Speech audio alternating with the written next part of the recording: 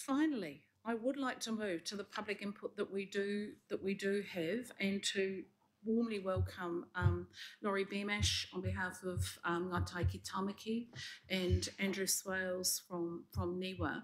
And this is an incredibly important presentation as we focus our year on water, that we focus on the impact of what we do on land, on our fragile freshwater and marine environments. And I want to also acknowledge Member James Brown, who has been absolutely pivotal to this work in partnership with Ngãi Tai, as well as our Franklin Local Board. And I want to acknowledge Angela Full-James and her local board members who are here, and thank them for their partnership in this. So, Laurie, warm welcome. Kia ora mai tātou. Ko te tuatahi māku, me mihi ki te atua anana nei nā mea katoa. Me mihi ki tēnei whare, tūtonu, e tūtonu. Me mihi ki a Ranganui ki runga, rawa ko Papatua Nuku ki raro, koutou rā Tangaroa, e koutou rā Tāwhiri Mātia, me ngā Kaitiaki Māori e Wainganui. Tēnei te mihi. Me mihi ki te kingi tūheitia, e te kahui ariki tonu, a rire hau, a pai marere. Tēnei te mihi ki ngā mana whenua, Ngāti Whātua ki ora kei, me Ngãi Tai ki Tāmaki, me ngā iwi katoa o Tāmaki Makaurau. Tēnā koutou. Tēnei te mihi ki te hiamana, o tēnei komiti, me ngā mema, o te komiti katoa, tēnā koutou. Ko Laurie Beamish tōku ingoa, ka huri ki te reo tuarua. My name is Laurie Beamish. I'm the Deputy Chair of Ngãi Tai ki Tāmaki. I sat on the Auckland Conservation Board for many years, also as the Deputy Chairman, and more recently have been on the steering working group for the Taitimu Taipari Sea Change Plan, from which arose our particular awareness that sedimentation is one of the key planks of managing and improving the mauri of the Hauraki Gulf Maritime Park and all of our awa, our moana, and our whenua in the catchments around it. So Ngãi Tai, in identifying that process, needed to move forward and find ways to understand it and to work with it, and to work with all of the agencies that we need to, from central government, local government, and all others, to engage in this process. So without further ado, I'll hand the rako over to my colleague in this, Dr. Andrew Swales. Thank you, Laurie. Tēnei koutou katoa. I'd like to thank the committee for inviting me here today to talk about NIWA's Managing Mud program and the research we're undertaking with Ngãi Tai and the Wairoa catchment. Oh, okay, thank you. So what I'd like to cover today in this talk is give you a brief summary of the Managing Mud program, identify links to Auckland Council plans, programs and research priorities, and seek ways to enhance collaborations and outcomes for NIWA, Ngãi Tai and the Auckland Council. Yeah, so soil erosion, it really is a double whammy. You know, we've got these, this loss of productive soil. These soils have taken thousands of years to produce. You're mining the land. You've got major effects in freshwater and estuarine receiving environments. And these fine sediments are interacting with other contaminants like microbes and nutrients and heavy metals. And there's a bunch of economic impacts related to that reduced productivity and also the impacts in the receiving environments. So I just want to show you one example of these effects that we're seeing in New Zealand estuaries. So this is an example from the southern Firth of Thames. This is mangrove habitat expansion. And the photos on the left are the same patch of ground in the southern Firth. It's about, it goes from 1952 to 2006. and that's a 100-metre wide slice, and it's a kilometre going offshore. And basically, you're seeing a progressive expansion of mangroves across the tidal flats. And we did a reconstruction from sediment cores and other information, and what we used to have is a sand flat in the early 1960s that started to be very rapidly buried by mud, eroded soils essentially, and the mangrove forest formed, and it's pushed seawards, and today we have the sand flat now buried under 2 metres of mud, millions of tonnes of mud, in fact, across the southern Firth, and this 1,100 hectare mangrove forest. So a major environmental change. But just one example. So just give you a brief overview of the Managing Mud program. So the main objective is to develop tools and models to link catchment fine sediments to estuaries using the new knowledge we're generating to predict fine sediment behaviour, fate and effects in receiving environments. And we're doing this over a range of timescales, from tidal cycles right through to decades and centuries. We've got 5 tasks in the program. The first one's all about looking at fine sediment behaviour in rivers. The second one's about improving our ability to trace the source of sediments in catchments. The third task is about the way sediment behaves when it reaches estuaries, so flocculation and optical effects and how that impacts on things like seagrass communities.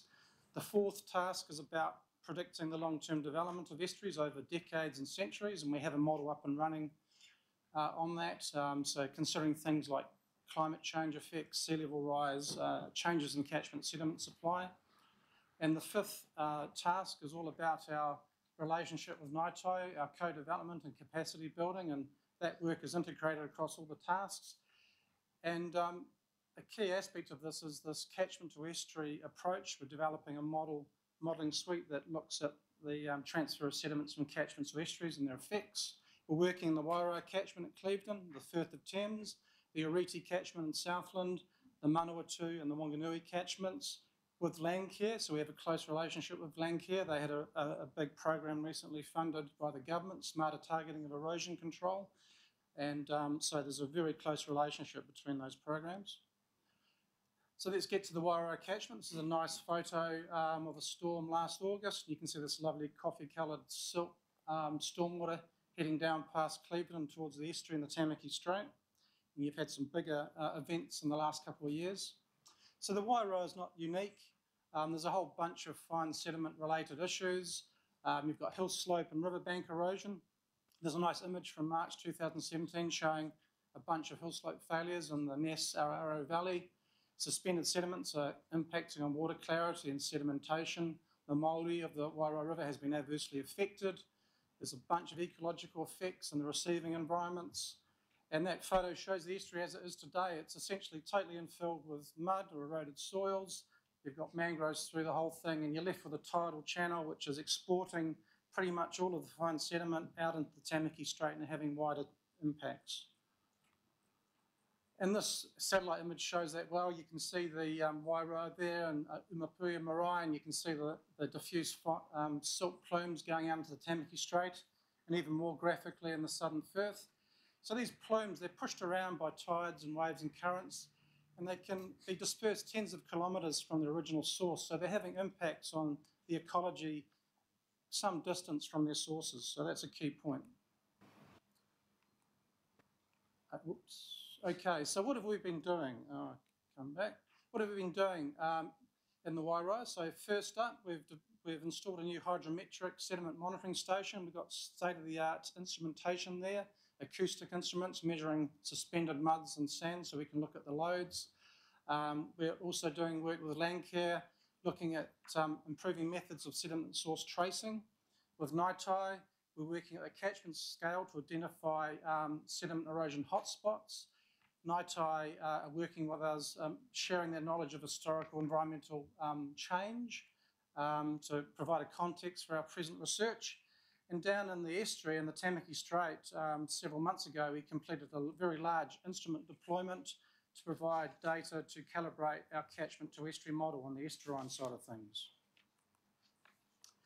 So to the model, so that's the model domain. It includes the whole inner Gulf and the Waitemata Harbour, and you can see a box around the Wairoa. I want to show you an example of what the model as it exists presently is kicking out. So that's those colours, they show the depth inside the model domain. And here we go. So this is a 100-year average return interval flood event based on data from the Wairoa catchment. And that's the black curve on the right, and the red curve is the sort of sediment graph, or the SEDI graph, how much sediment's been pushed in over 5 days.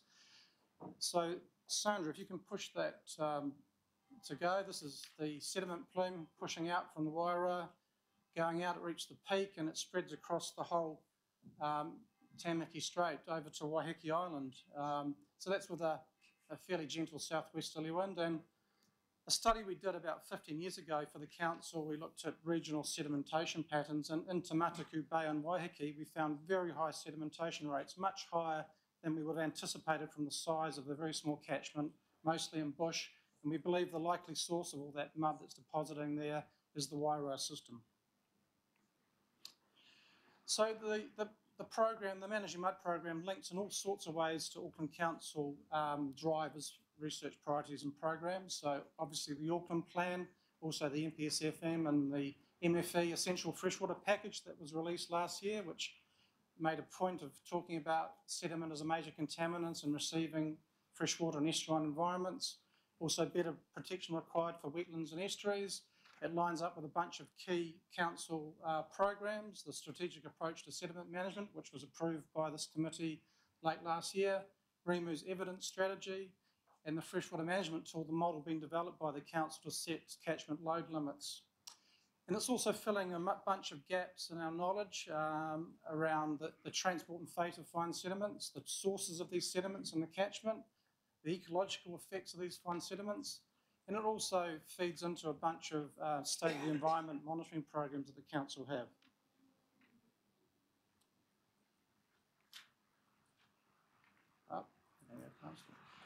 Here we go. Okay, so I just want to make a quick comment about collaboration. So our Niwa's relationship with Ngãi Tai is getting stronger. Ngãi Tai are sharing their mātauranga with us of long-term environmental changes.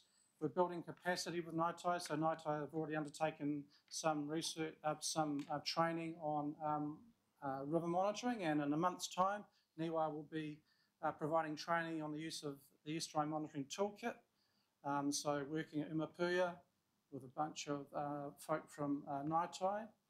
And I guess what I'm seeking here today in particular is greater involvement from Auckland Council scientists. They were originally embedded in the MB proposal that we wrote, and there has been some collaboration, some involvement, but I think on both sides we'd like to see more of that going on, and I think that would really ensure that the work has a lot of relevance to Council, and the research findings and the new knowledge feed directly into Council activities. And so I think I see it as a real opportunity for Council.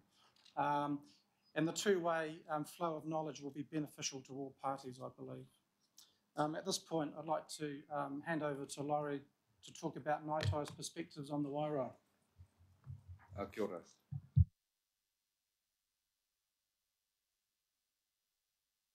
Miki Makaurau. We've never been shifted from our base around Umapuya. We've witnessed massive changes in the Wairoa River over our time, but particularly since the farming, forestry, the deforestry processes in the early days. The Wairoa has transformed from a clean navigable river, which was one of the main ports of Auckland early, navigable by steamship right up to the Clevedon township, to the heavily silted, polluted backwater it is today. It's encumbered by mangroves. Andrew talked about how those, in other places, the mangroves have covered broad, sandy, clean straits of river. Such was the case in the Wairoa. The erosion, the sedimentation is covering our shellfish beds with sediment. The erosion problems are exposing urupa for us, and these are issues we need to address.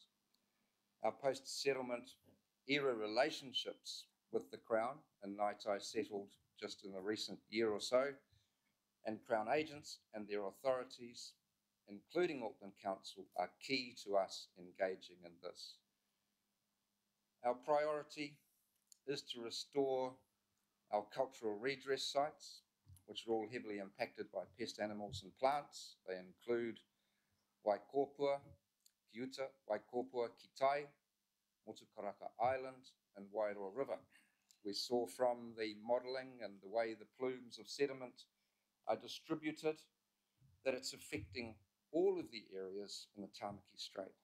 So this includes areas administered by the Waiheke Local Board, the Howick Local Board, and I want to acknowledge our Franklin Local Board who have been early to the game in coming to support Ngãi Tai and joining us in the cross-agency approach, which we have to get solutions to this major problem. I mentioned Tai Timu Tai Pari. The Crown has endorsed that plan. Cabinet has endorsed it. Crown is engaging now with mana whenua and yourselves and other agencies in a cross-agency approach to delivering improvements to the mauri and the water qualities in our Hauraki Gulf Maritime Park. We're a bit ahead of the game because we identified it early and got onto it. Our landscapes, although Ngãi Tai owned, are surrounded by tikapa moana, which remains in the authority of you guys. Our Managing Mud program, as I say, came along in 2017 as a result of our understanding of the main drivers of sedimentation and pollution in our areas.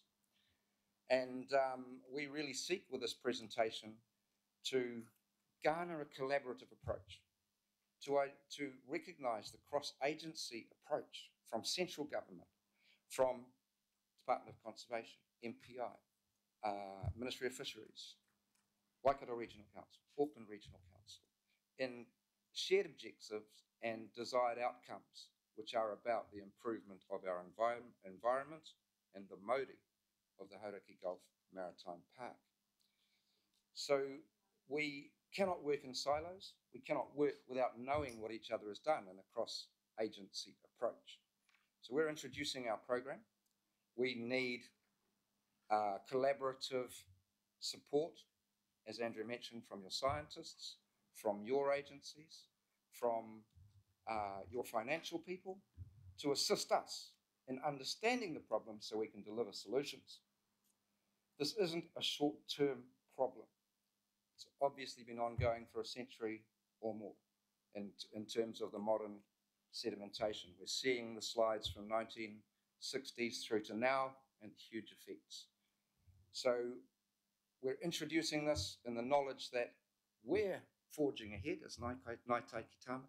We need the cross-agency support. I acknowledge our matua, Tēnā koe, Mr. Goff, and really require support from the top down. We've been meeting with Eugenie Sage and other agencies with the Crown to engage in all of these projects. But sedimentation is identified in that program as the number one issue. So here we are, presenting to you a pathway to solution that we can collaborate on. Tēnā koutou, a tēnā koutou, a tēnā koutou. Kia ora katoa, and thank you. We're just sitting here having a little talk about the next steps, and I know there will be a couple of questions, but just acknowledging that we're working, the Hauraki, Wairoa, Waiti, Kaipara, these are water bodies in deep trouble, and it is that partnership approach that we're going to need to really strengthen and work on. So I'll just take probably a couple of questions, but I've just asked Dean that we do come back, because obviously we've got a report coming back on the 9th of July with the work that we're doing up in Okura, but I think we need a wider wrap together of all of this work so we get a sense of how we're supporting this going forward, particularly as we go into annual planning and LTP. So, kicking off, Mr. Deputy Mayor from this rohe. Thanks, Madam Chair. Laurie, Andrew, thank you very much.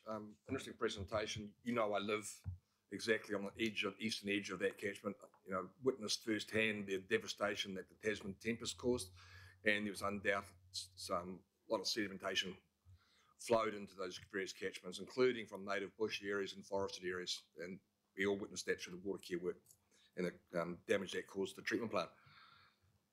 I'd just like to know, for either of you, find the collaboration that you've done to date with the Crown agencies and where we're at, because with the freshwater, National Policy Statement on freshwater management, lava, all those sort of things are sort of been sidelined while we're waiting for a new policy statement from the Crown.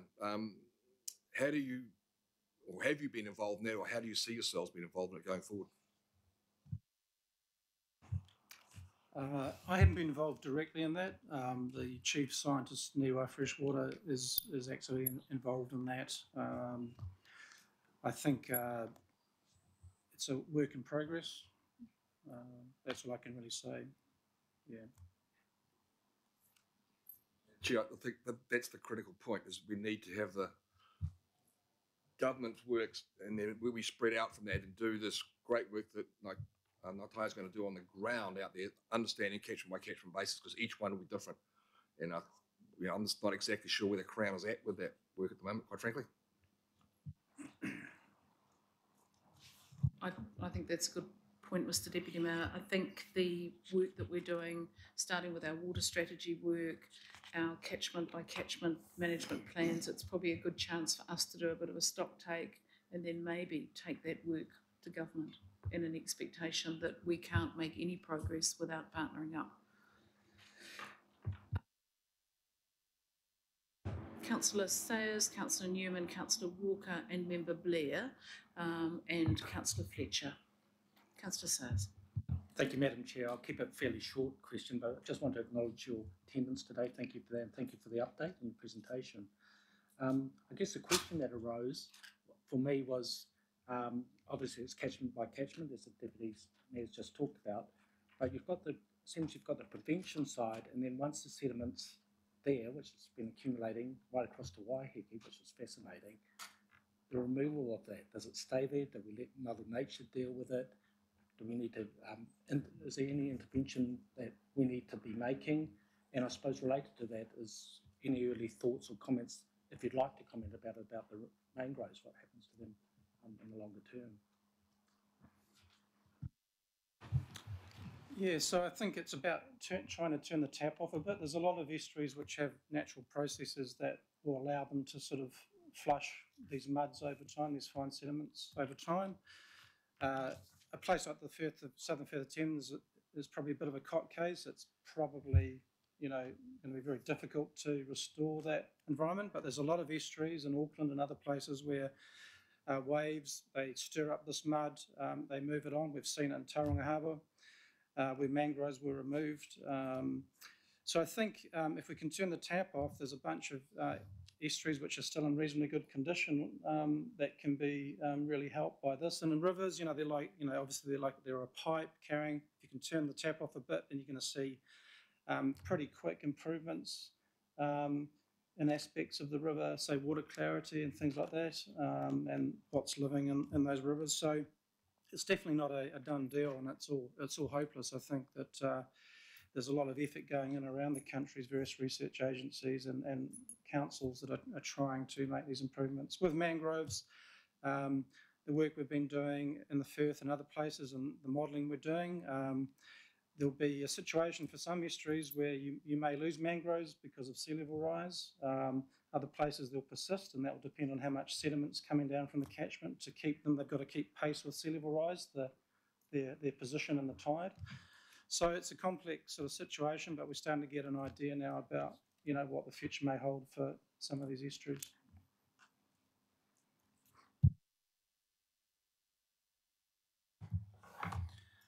Would you agree with for either of the presenters, would you agree with the current, with this proposition? Sorry, can you press your button? Oh, sorry, I'll speak up. Would you agree with this proposition? Probably the unitary plan is too permissive in terms of land development. The presumption favours development, and that we're trying to rely on the conditions of a consent to mitigate the effects of development, including runoff, and that this generally isn't working in too many catchments because of the effect of sediment flowing into these tributaries and into our harbours. Is that a statement that you would generally support? I'm just a scientist, but I would say that I think cumulative effects are a big issue. So if you're just looking at a single consent by consent and you're not taking into account sort of catchment scale, big picture, then you could miss the point completely. So this one little patch of land, that's all good, develop that. This little patch of land, that's all good, develop that. But if you're not looking at the whole system, then you could end up where you didn't want to end up in terms of environmental effects and other outcomes as well. So I think for me that's more of an issue. Follow up on that, so I can understand a commissioner being restricted in terms of being able to look only at the merits of the application, but in terms of a unitary plan that has to consider the totality of a community and a region, is it the unitary plan where we need to be addressing the cumulative impact and the nature of the environment and working to protect that environment by setting out an appropriate set of rules and standards for that environment to preserve it in perpetuity? Well, I'd have to say I'm not overly familiar at this stage with Auckland's unitary plan, but certainly I think, there's an aspect of each catchment's going to have its own kind of characteristics, its own susceptibility to, sediment erosion and also the likelihood that a particular river or estuary is going to retain that stuff and be impacted by it. So I think, you can't just one size won't fit all. You're going to have to sort of look at these things in that way. And I suppose the freshwater management tool is hopefully part of that solution, that model that's been developed by council, that it'll allow the sheer number of catchments you're having to deal with, but it's been informed by information from council's monitoring network and also research agencies like NIWA. And that's where this collaboration could really help that. So I think really those things, monitoring, that modelling and engagement with communities about what sort of outcomes they want to see in a particular place has to be part of that solution, I think. Can I just add? And I think just to remind people, because we do need to move this along. Sorry, we've got quite a big agenda to get through. Councillor, the discussions that we've had, the very good discussions with the Okura community, it's quite clear to us that although developers might be doing things by the book is certainly not ending up with the results that we require. Therefore, we need to relook at the book, and I think that's the point you're making, and that work is underway. Councillor Wayne Walker. Just to add that this project is designed to elicit the source of the sedimentation. Noted from Councillor Bill Cashmore, the discussion or noting that it also comes from native bush areas where there are slips, can be pastoral. We're needing to identify the sources so we can begin intelligent conversations with the source of these sediments and find solutions that are applicable to each situation. Kia ora. Yeah, kia ora, thanks, sorry. Councillor Walker. So commendations first on the work you're doing. It's great, and particularly the collaborative way that you're doing it. A suggestion first, and that is if you could forward this information to the Hauraki Gulf Forum. I'm on that, and that organisation would certainly welcome a presentation from you, because the biggest issue's mud, and that's acknowledged. We will continue to be working within the Tai Timu Taipari Sea Change Plan, and that involves all agencies and every stakeholder involved in the Hauraki Gulf Maritime Park. So these informations will be available to all. As I say, we can't work in silos. We've got to work very collaboratively to have an effect on our Hauraki Gulf Maritime Park. And we can't wait for ideal solutions. This is why we've launched into this, to begin understanding the problem so we can deliver proper solutions. And we can't wait. We can't wait for everybody else to be ready. We're doing it. So by front-footing it and showing a way forward, we believe we should be able to garner support. The outcomes of this project, we believe, will deliver some very identifiable pathways to good solutions. Great. And another question, just a technical question to NIWA. So the model you've got around estuarine processes, goes to sediment, but equally it could also apply to transport of sand, for example, in an estuarine type environment. Yeah, absolutely. We're using the Delft 3D model in the estuary, and it's capable of mud or sand transport. Yep. It's great, thanks.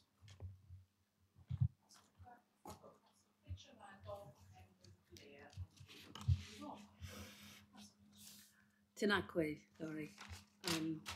I really welcome your leadership on this. As you know, my earliest childhood memories are of the Wairoa River and trying to navigate boats up and down it, and it has changed just so dramatically that it doesn't bear thinking about. So I really applaud your leadership, and in terms of kaitiaki, that is something that is long overdue.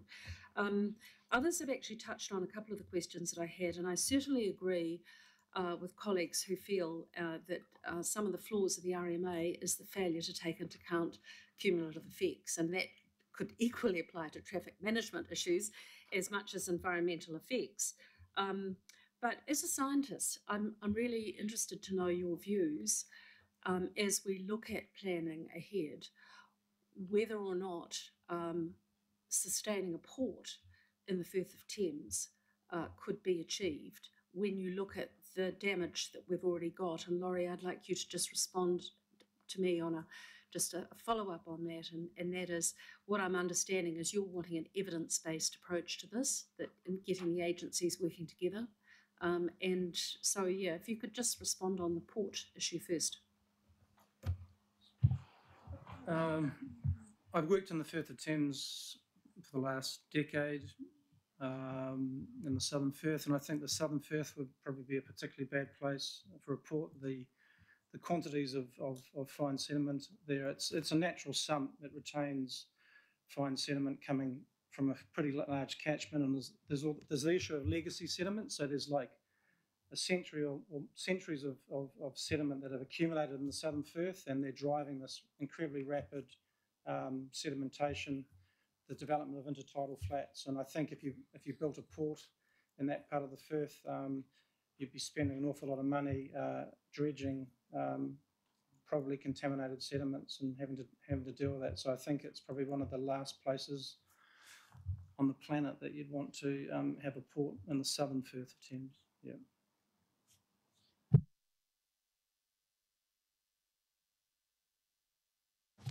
Thank you very much, Madam Chair. Tēnā korua, and thank you, Laurie and Andrew, for your presentation. I live very close to the Wairoa River, so I'm pretty familiar with it. There's some good things happening, obviously, with the Friends of Te Wairoa and the planting that's occurred.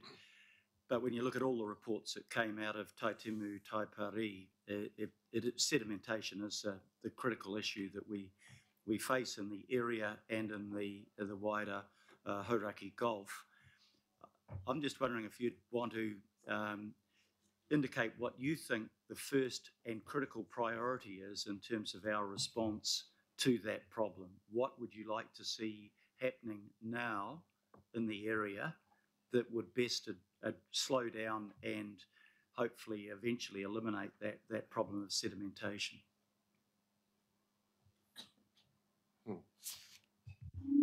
It could be a very long conversation, Your Worship. But I think we are, in the first instance, looking at a scientifically based program of understanding. We want to be able to work from information that all agencies can trust and respect, so that that platform provides us with a good solutions base. The turning off the tap, as Andrew described, is grappling with the issue of what's coming out of the feeders. It's not being the ambulance at the bottom of the cliff, but at the top of the cliff, trying to stop and mediate the flow of contaminant sediments in the first instance. There are so many priorities identified in the Taitimu Taipari. There's 180 different approaches that need to be taken. Hence the very real reason and need for so many cross-agency and collaborative approaches to the solutions. as I said, I don't believe it's going to be a short project. I know this current government wants to get some deliveries by May next year of some plans and outcomes from the Taipari. It's a very compressed and demanding time frame for that to happen. But it's no good, in my view, putting solutions on the table that we haven't got underpinned by solid science, engineering, and other solutions. So for me, understanding the problem and getting on with it is key. But I'll pass it back to Andrew.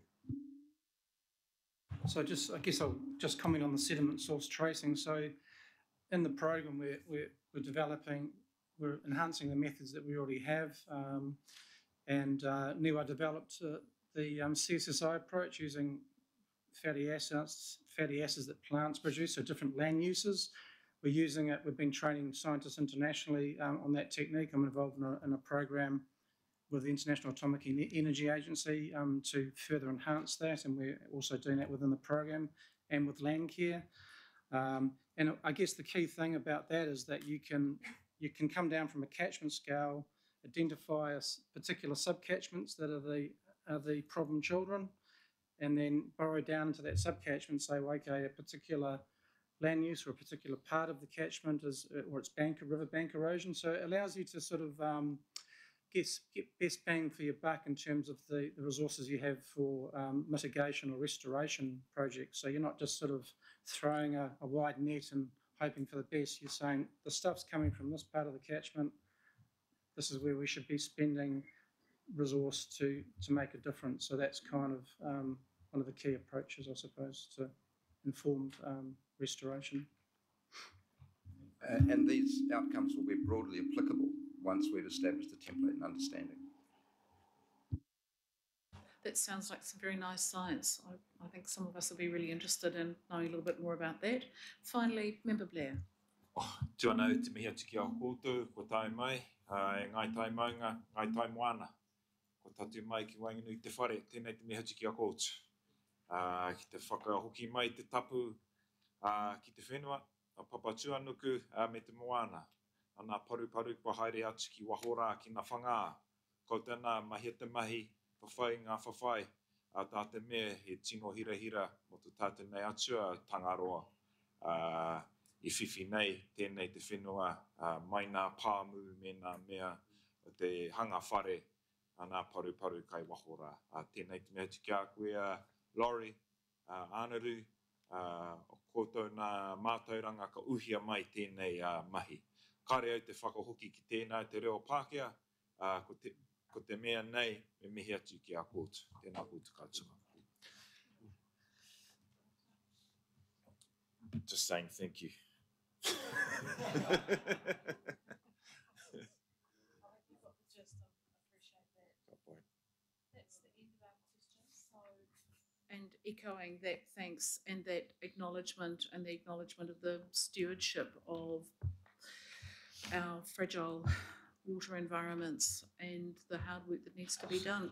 We've got some notes, we've got some ideas, and we certainly have a process underway looking at the wider issue of sedimentation through the Auckland region, and I think we need to work closely with all of our fragile catchments, yours included, and seeing how we can do better. So thank you, and just acknowledging your presence today. It's appreciated. Thank you very much. If you're happy to move, Councillor Fletcher. Councillor, you'd like to second? Councillor Cashmore will second. I'll move that vote of thanks. All those in favour, please say aye. Against? Carried. Thank you.